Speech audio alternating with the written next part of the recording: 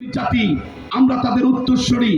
আমরা ফু দিয়ে আমাদেরকে তুড়ি দিয়ে পৃথিবী থেকে দূরে সরিয়ে দেওয়া সম্ভব নয়। কোরআনকে পৃথিবী থেকে সরিয়ে দেওয়া সম্ভব নয়, নিভিয়ে দেওয়া সম্ভব নয়।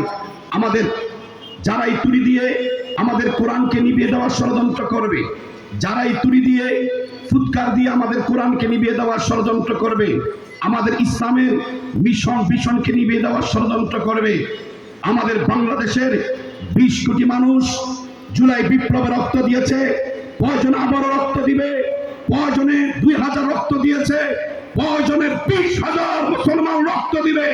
আবারও বাংলার জমিনে ইসলামী খেলাফত কায়েম করবে বাংলাদেশের মুসলমান।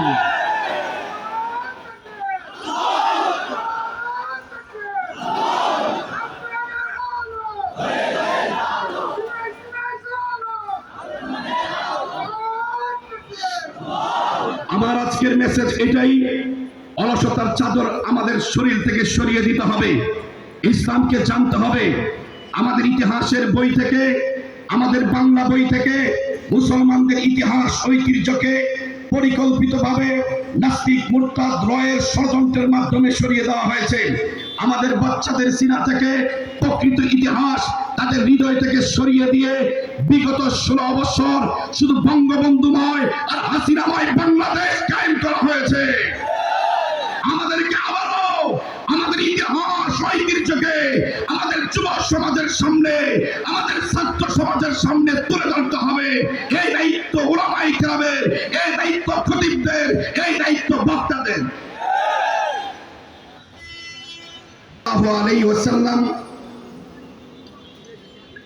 বিশ্বনবী সাল্লাল্লাহু আলাইহি ওয়াসাল্লাম ইসলামের প্রথম যুগে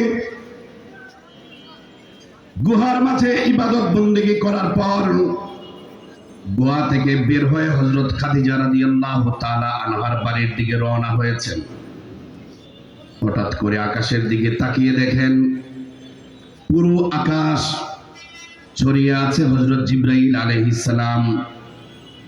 7 আসমান 7 জমিন, পুরো 7 আসমান 7 জমিন দখল করে আছে জিবরাইল। বিশাল আসন পেতে বসে আছে।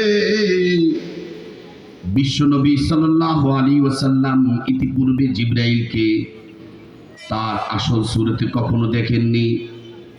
জিবরাইল আলাইহিস সালাম যখন আমার নবীর কাছে আসতো, দাহিয়াতুল কলবি, আমার নবীর সুন্দর একজন চেহারাওয়ালা, দেহ অত্যন্ত সুন্দর ফিটেস্ট চেহারাওয়ালা একজন সাহাবী ছিল হযরত দাহিয়াতুল কলবি। দাহিয়াতুল কলবির সুরতে জিবরাইল আলাইহিস সালাম বিশ্ব নবীর কাছে আসতো। আমার নবী